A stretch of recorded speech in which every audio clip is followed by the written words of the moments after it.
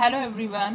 इस वीडियो ਦੇ ਵਿੱਚ ਮੈਂ ਤੁਹਾਨੂੰ ਦੱਸਾਂਗੀ ਅਸੀਂ ਕਿੱਦਾਂ is am but ਦਾ use as a helping verb ਕਰਦੇ ਹਾਂ, ਉਹ ਵੀ ਸਿੰਪਲ ਦੇ ਵਿੱਚ is am are।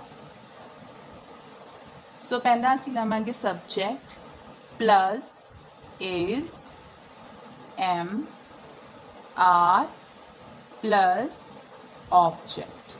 So subject ਸਾਡੇ ਕੋਲ ਹੁੰਦੇ ਆ singular and plural। singular ਦੇ ਵਿੱਚ ਸਾਡੇ ਕੋਲ ਹੁੰਦਾ ਹੈ she,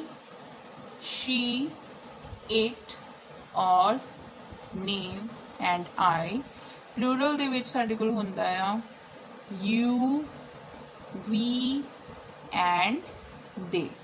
ਸੋ ਅਸੀਂ is use ਕਰਾਂਗੇ he, she, it and name ਦੇ ਨਾਲ।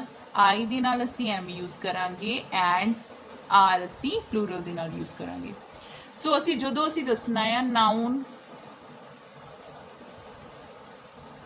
ਦੇ ਹੋਣੇ ਨੂੰ ਲਾਈਕ ਬੀ, ਉਦੋਂ ਅਸੀਂ use ਕਰਾਂਗੇ ਇਹ ਫਾਰਮੂਲਾ। ਸੋ ਫਸਟ ਸਾਡੇ ਕੋਲ ਹੈ, ਅਗਰ ਅਸੀਂ ਪੰਜਾਬੀ ਚ ਗੱਲ ਕਰੀਏ, ਮੈਂ ਅੱਜ ਵੇਲਾ ਹਾਂ।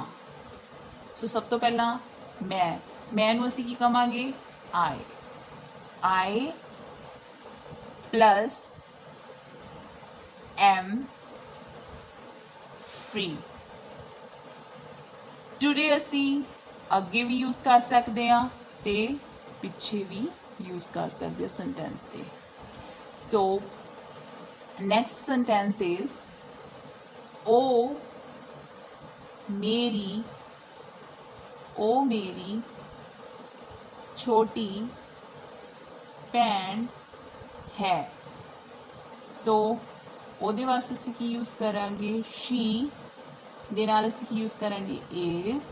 she is my little sister। so third is ਅਸੀਂ